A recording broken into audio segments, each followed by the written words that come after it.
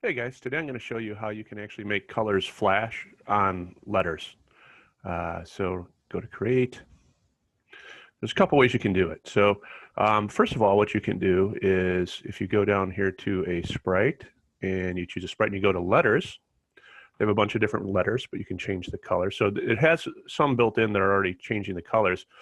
Let's pick one and I can show you how to change the colors on it. So if you go to, I brought in just the letter E. So if you go to costumes for it, excuse me, on this one, notice there's 3 different colors. So let's say you don't want those. Let's say you do want Christmas colors. So in other words, orange doesn't really make much sense, right? So if we go to the fill and change it to red, nice bright red, and we click on the bucket, now all of a sudden we can make it red. So now it can go these 3 colors, right? That's one way. Now, let's say some of the letters don't have multiple costumes. So the costume here on this one has obviously 3, right? Well, you can do the same thing with ones that only have 1 too, because this one only has 1. What you're going to do here is duplicate it by right-clicking and duplicate it.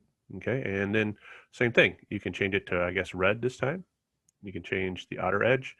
And then on this one, maybe change the color to green. Okay, so now you've got this going on. So you got kind of a neat little look that way. So that's 2 ways you can do it. I'm going to show you actually one more way. Okay, and it's using the backgrounds. Okay, so what you can do is you've got 2 backgrounds. So if you want it to flash, all you got to do is type in here something like Happy Holidays. Happy Holidays. And then maybe duplicate that, and then let's get rid of the other one. And let's change the color on it. Okay, so as long as it's selected, I highlighted it, and then I come over here, and let's see if we change it to red or some other color, and that's it. Okay, really easily. So then all I got to do is in my code is have the code for the background. When the event happens, let's say when this is clicked, next backdrop.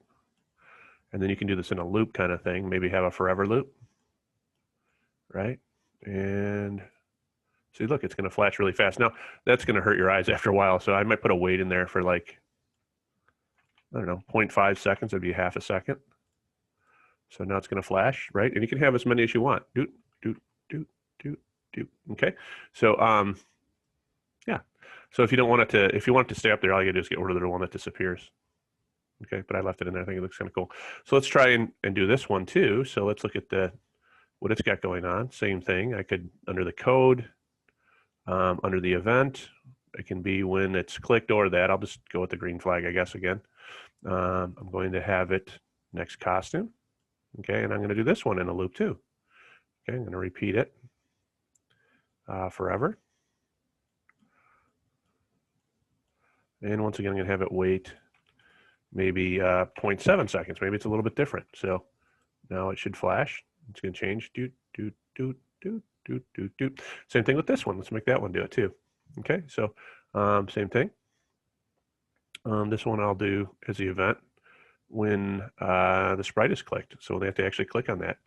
I'm going to go with a forever. Maybe, you can also do a repeat a certain number of times too, but forever, I'm going to have it wait 1 second this time, and then I'm going to have it next costume. Okay, and then that's pretty much it. It's the next costume command. And this time I have to click it, I think. And so it's just going to keep flashing.